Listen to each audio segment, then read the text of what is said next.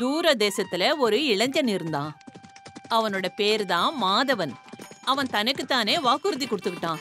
அப்படி அவன் கல்யாணம் பண்ணிக்கிட்டான்னா அப்படி ஒரு பொண்ணை கல்யாணம் பண்ணிக்க நினைச்சான். அவ அழகாவும் இருக்கணுமா, அதே சமயத்துல புத்திசாலியாவும் இருக்கணுமா. அவன் அப்படிப்பட்ட பொண்ணை தேடி தேடி ரொம்ப மைல் தூரம் பயணம் செஞ்சான். அழகா இருக்கிற பொண்ணு புத்திசாலியா இருக்க மாட்டா. அப்புறம் அவ புத்திசாலியா இருந்தா அழகா இருக்க மாட்டா. அப்புறம் கடைசியில தன்னோட கனவு இளவரசிய அவன் தேடிக்கிட்டே போனான். அவன் விஜயநகரத்துக்கு வந்து சேர்ந்தான். இந்த உலகம் முழுக்க சுத்தி பாத்துட்டா, ஆனா ஒரு பொண்ணு கூட கிடைக்கலையே. ஒருவேளை நான் வாழ்க்கை முழுக்க இப்படி கல்யாணம் ஆகாத குமரனாவே இருந்துருவனோ? ஓஹோ, இந்த நகரம் ரொம்பவே அழகா இருக்குதே. அப்படின்னா இந்த இடத்துல என்னோட அழகான இளவரசி எனக்கு கிடைப்பாங்கிற நம்பிக்கை எனக்கு இருக்குது. நாள் முழுக்க பயணம் செஞ்சு சோர்ந்து போன மாதவன் அங்க ஒரு மரத்தோட நிழல்ல அப்படியே ஓய்வெடுக்க படுத்தான். அப்படியே தூங்கவும் செஞ்சிட்டான். எப்பவும் போல நான் எல்லார்கிட்டயும் கேள்வி கேட்பேன், அதுக்கு பதிலா சுறுசுறுப்பா கொடுக்கணும். ஆஹா, கேளுங்க தாத்தா கேளுங்க. இன்னைக்கு நானும் இடுப்ப இறுக்கிக்கிட்டு தான் வந்திருக்கேன். பொறுமையா. முதல்ல உடம்புல சுறுசுறுப்ப கொண்டு வா, அதுக்கப்புறம் சுறுசுறுப்பா பதில் சொல்லுவேன். சரி சொல்லுங்க, இப்ப என்கிட்ட ஒரு ஆடை இருந்து அத நான் விக்காம எப்படி பணம் சம்பாதிப்பேன்னு சொல்லுங்க. ஆடு மூலமா பணத்தை சம்பாதிக்கணும்னா அந்த ஆட்டை வித்து தானே ஆகணும். சிறுக சிறுக சேமிச்சு. இல்ல, இது தவறான பதில். நீங்க சொன்னீங்கன்னா நான் முயற்சி பண்ணி பார்க்கட்டுமா தாத்தா? இவ என்ன பொண்ணா இல்ல அப்சராவா? அப்படி என்கிட்ட ஒரு ஆடு இருந்ததுன்னா அதுக்கு சாப்பிட தீவனத்தை கொடுத்து குடிக்க தண்ணி கொடுத்து அதுக்கு சேவை செய்வேன். அட, அதனால பயனடையணும் ஆயிஷா கண்ணு. அதுக்கு தீவனம் தண்ணின்னு கொடுத்து நஷ்டத்தை ஏற்படுத்திக்க கூடாது. சிறுக சிறுக சேமிச்சு. பயனடையணும்னா அதுக்கு கொஞ்சம் பொறுமையா காத்துட்டு இருக்கணும் மாமா. நீங்க முழு பதிலையும் கேட்கறதுக்கு எனக்கு எவ்வளவு பொறுமை வேணும்னா அந்த ஆடு பெருசா வளர்ற வரைக்கும் பொறுமை வேணும். அந்த ஆடு எப்படியும் வளர்ந்து பெருசாகி நல்ல வாட்ட சாட்டமா ஆயிடும். நான் அதோட கம்பளி, பால், அப்புறம் சாணத்தை வித்து நிறைய பணம் சம்பாதிப்பேன். சரியான பதில். என்னப்பா இது? நான் யார தேடி இங்க அங்கன்னு சுத்திட்டு இருந்தனோ அந்த மாதிரி ஒரு பொண்ணு இங்க இருக்காளே. அழகோட சேர்ந்து புத்திசாலியும் கூட. என்ன ஒரு பதில், அதுவும் உடனடியா கொடுத்திருக்க. தாத்தா, இன்னும் அந்த பொண்ணுகிட்ட ஒரு கேள்வி கேளுங்களேன், ஒரே ஒரு கேள்வி. தாத்தா கேள்வி மேல கேள்வி கேட்டுக்கிட்டே இருந்தாரா. அப்புறம் ஆயிஷா அதுக்கு தகுந்த மாதிரி பதில சொல்லிடுவா.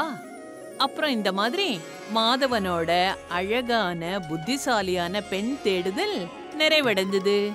மாதவன் ஆயிஷாவை கல்யாணம் பண்ணிக்கிட்டு விஜயநகர்ல இருந்து விடை பெற்று அவனோட ஆடம்பரமான அரண்மனைக்கு போனான். புது வீட்டுல ஆயிஷாவுக்கு பக்கத்துல எப்பவும் வேலைக்காரங்க இருந்துகிட்டே இருந்தாங்க. அவ ஒரு சின்ன பொருளை கூட கையில எடுக்க விடவே மாட்டாங்க. இவ்ளோ பிரம்மாண்டமான வீடா? இது ஒரு அரண்மனை. அரண்மனை.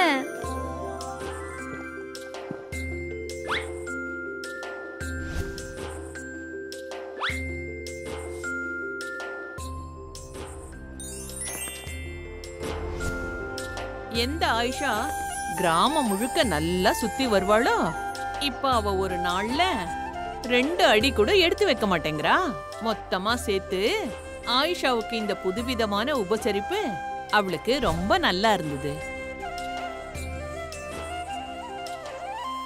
மெல்ல மெல்ல நேரமும் கடந்து போய்கிட்டே இருந்தது.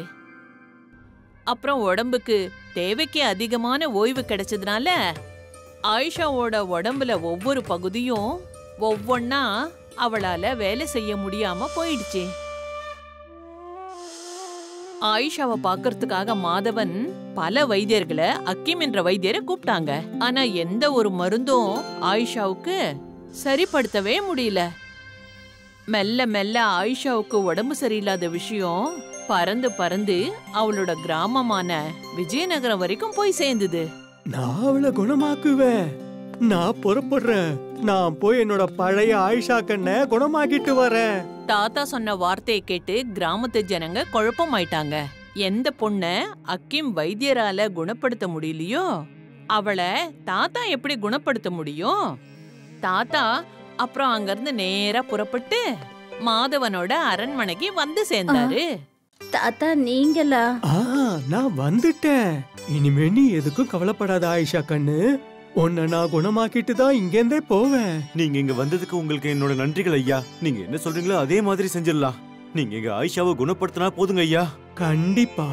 முதல்ல மத்தவங்க செய்யற உணவுகள்ல எனக்கு கொஞ்சம் கூட நம்பிக்கை கிடையாது. நீங்க என்ன பேசிக்கிட்டு இருக்கீங்க? இங்க இருக்கிற சமையல்காரர் எங்க அப்பா, அவருடைய அப்பாவுக்கு சமைச்சு கொடுக்கறவரு. ஆனா நீங்க கவலைப்படாதீங்க. நீங்க சொன்னீங்கன்னா நானே கூட சமைச்சு கொடுக்கறேன். அதுக்கு அவசியம் இல்ல. நான் என் கையால சமைக்கிற சாப்பாட்டை தான் அவ சாப்பிடணும். அப்புறம் இன்னொன்னு, நான் சொல்ற வரைக்கும் அவ பக்கத்துல எந்த ஒரு ஆளும் வரவே கூடாது. ஆள் என்ன, அவங்க நிழல் கூட அவ மேல படக்கூடாது. நிழல் கூட படக்கூடாதா? அப்புறம் வீட்டு வேலை மொத்தத்தையும் யார் செய்யறது?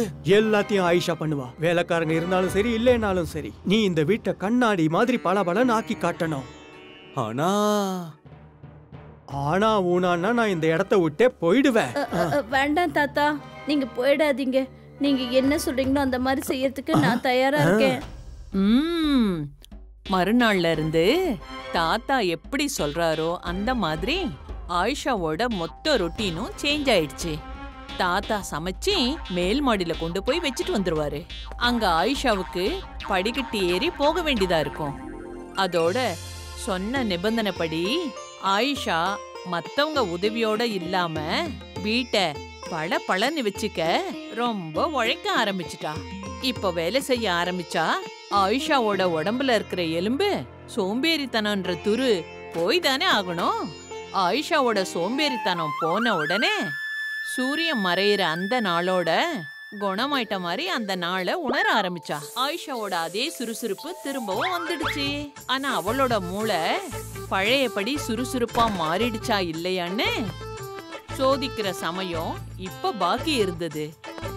மாதவன், என்னுடைய ஒரு கேள்விக்கு நீ பதில் சொல்லி ஆகணும். அதுவும் உடனேயே. சொல்ல முடியுமா?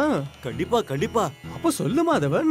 என்னோட தங்கச்சி புருஷனோட, என் மச்சினரோட மனைவியோட, என் தங்கையோட பையனோட கல்யாணம் என் ஒண்ணு விட்ட தம்பி கூட நடந்திருக்கு. அப்ப என்னுடைய தங்கை எனக்கு என்ன வேணும்? எனக்கு என்ன தோணுதுன்னா, அத்தை இல்ல சித்தப்பா. என்ன தாத்தா இது? உங்க தங்க உங்களுக்கு தங்கியா தானே இருப்பா? ரொம்ப சரியான பதில். வா, நீங்க பெரிய அற்புதத்தை செஞ்சிட்டீங்க தாத்தா. நீங்க என்னோட பழைய ஆயிஷாவை திரும்ப கொண்டு வந்துட்டீங்க. நீங்க அதை எப்படி செஞ்சீங்க? அட, நான் எதுவும் செய்யலப்பா. இவ விஜயநகர்ல இருக்கும்போது கிராமத்துல எல்லாருக்கும் உதவி செய்வா.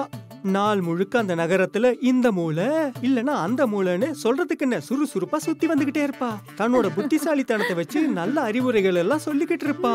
ஆனா ஆயிஷா, நீ எப்போ இங்க வந்தியோ உன்னுடைய எறும்புல சோம்பேறித்தனமே வந்துடுச்சு. நான் பழைய மாதிரி இருக்கிறதுக்கான பழக்கத்தை கொண்டு வந்த, அவ்வளவுதான். ஓ எலும்புல அப்புறம் மூளையில பிடிச்ச துரும்பு தானாவே போயிடுச்சு. அப்படியா? இதுதான் உங்க யோசனையா?